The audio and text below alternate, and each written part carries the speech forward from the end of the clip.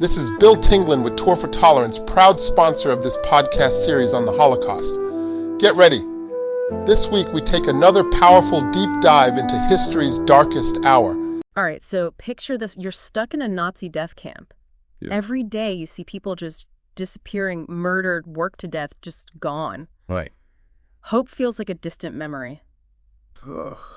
Shit. How do you even begin to imagine fighting back? It's almost unfathomable. Seriously, Yeah. that's what we're diving into today, Oh, wow. the Sobibor Uprising. It's an incredible story. It is. What's so powerful about Sobibor, I think, is that it really flips the script on how we often think about the Holocaust. Interesting. It wasn't just about passive suffering. Right. You know, it was about this active resistance, Oh, wow. about finding the will to fight back, even when the odds are, completely impossible. Yeah, you really get that sense when you look at this document. It's simply titled Sobibor Uprising 1943.pdf, Yeah. and it lays out just how audacious and well-planned this revolt was. It really was. Because we're talking about Sobibor, a Nazi extermination camp in Poland built for mass murder. Purpose-built, Yeah. really, just for the... Part of Operation Reinhard, which, and let's be clear about this, Yep. this was the Nazis' chillingly efficient plan to just wipe out Jewish people. Systematically. Yeah. Yeah. And, you have to understand the sheer scale of horror at Sobibor Oh, absolutely. to really even grasp the courage of this uprising. Yeah. An estimated 250,000 people were murdered there. It wasn't just imprisonment. No, it's a meticulously designed system for extermination. And within that system, there were different types of prisoners, right? Like the Sonderkommandos. Yeah, the Sonderkommando. They were forced to work in the gas chambers and crematoria, the most horrific jobs imaginable. Absolutely. And their position, their role within the camp, actually became crucial to the uprising's success. Oh, absolutely crucial. Think about it. Yeah. They had access to areas that other prisoners didn't. Right. They knew the routines of the guards. The layout of the camp. Yeah. Everything. So they weren't just victims. Right. They were forced into this horrifying complicity, but that also gave them this unique vantage point. Exactly. And some of them, they used that vantage point to plan and execute this incredibly risky revolt. Yeah. But before we get to the uprising itself, we really need to understand how the seeds of resistance were even planted in a place like Sobibor. That's the thing that blows my mind. Yeah.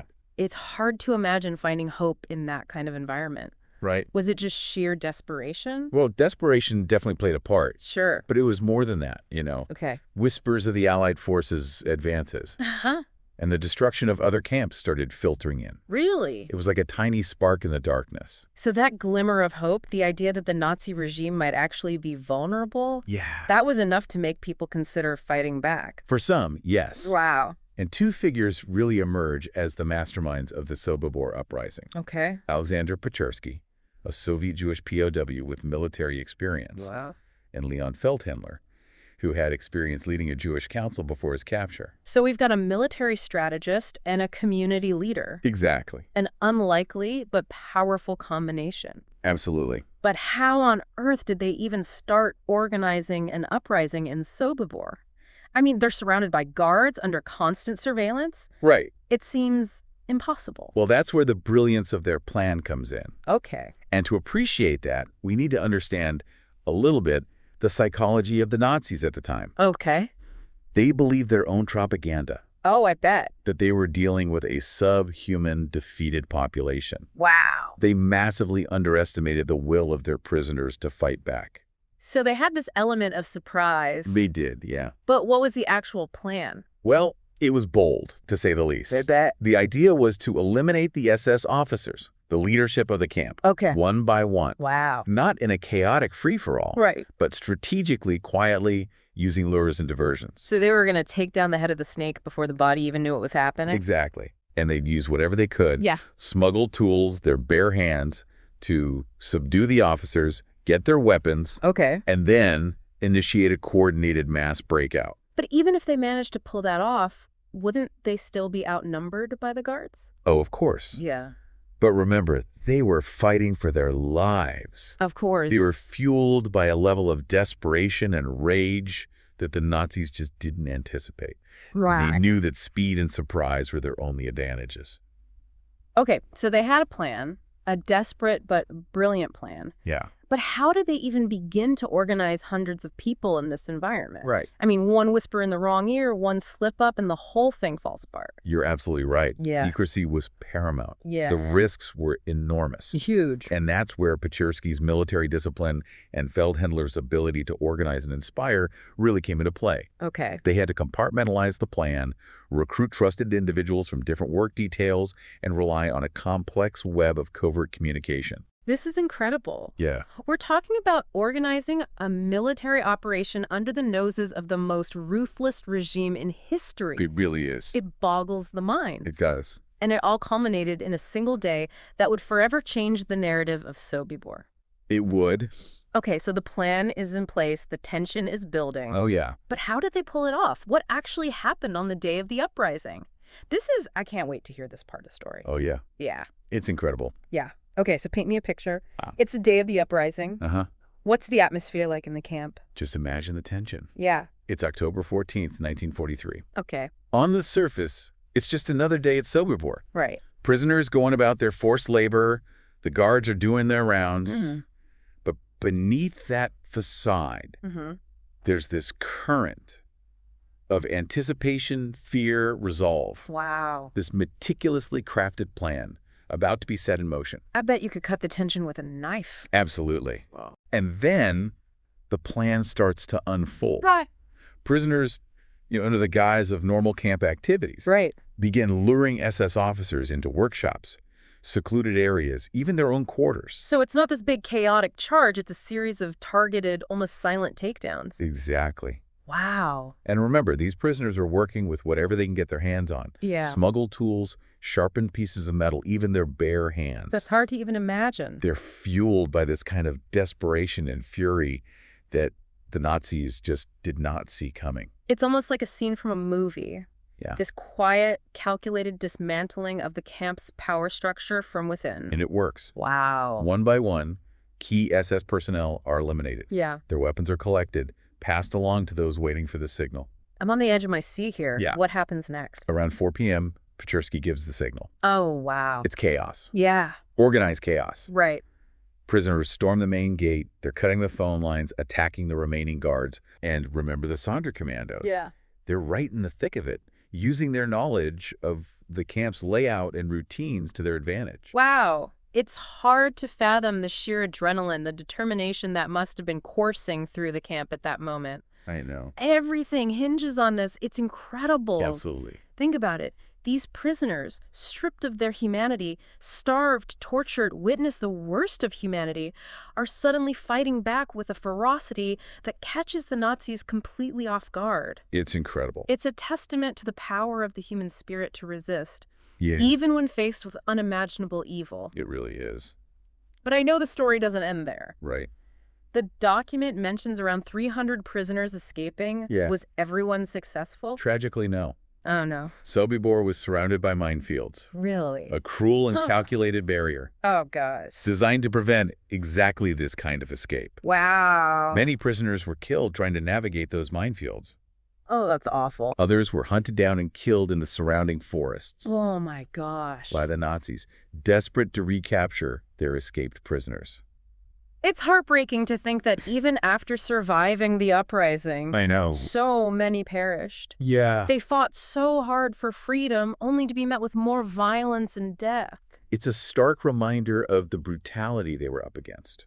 It is. But amidst the tragedy, there's also this, ray of hope. Okay. Around 50 to 70 survivors Real. made it through the war, Wow. lived to tell their stories, and bear witness to the horrors they endured. That's amazing. Their testimonies are crucial in understanding and remembering this event. They are. So Yeah. what happened to Sobibor after the uprising? Right. I can't imagine the Nazis just letting this go unpunished. The Nazis were shaken.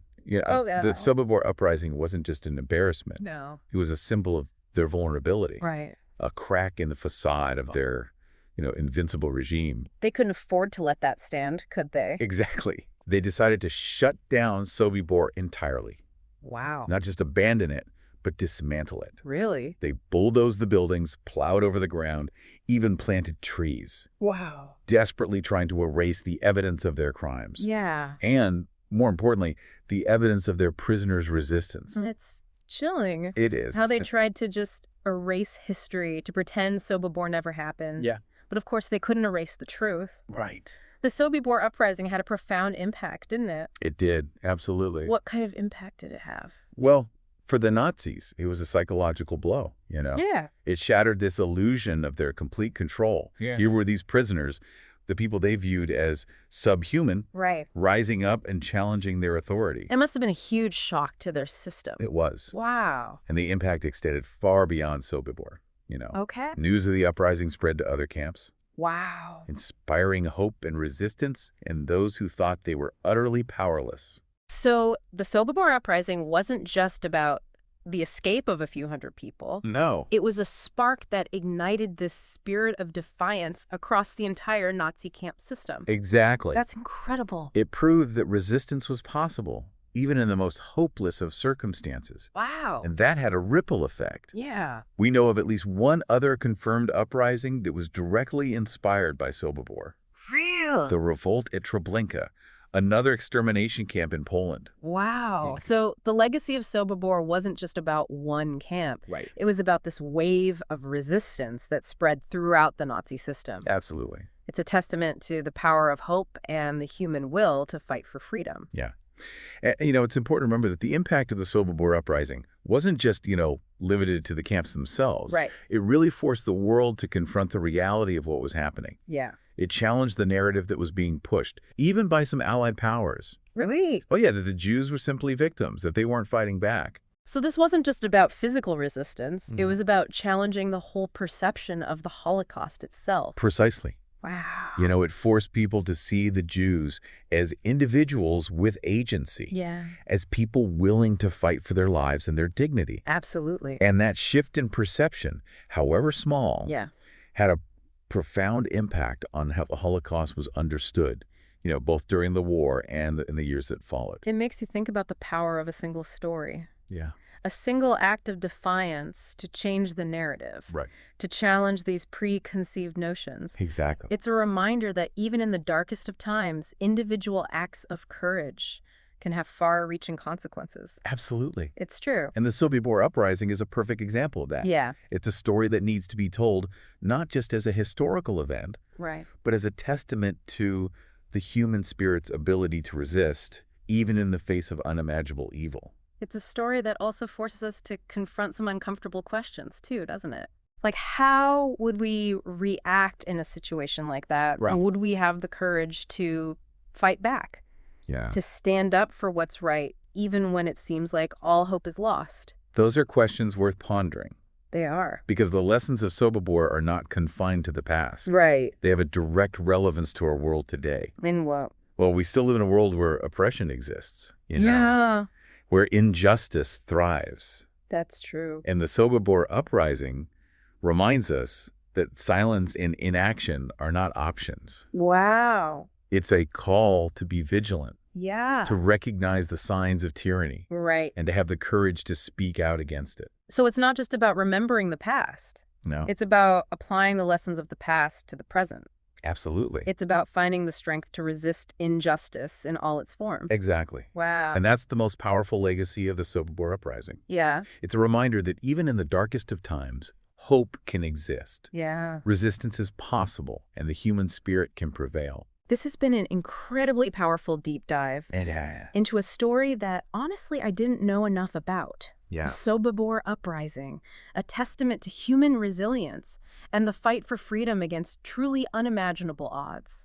it is. For those who want to learn more, I highly recommend Escape from Sobibor by Richard Rashka. Oh, yeah. It's a gripping account of the uprising based on first-hand testimonies from those who were there. It's a must read. It is. And as we wrap up this deep dive, Yeah. I want to leave you with this thought.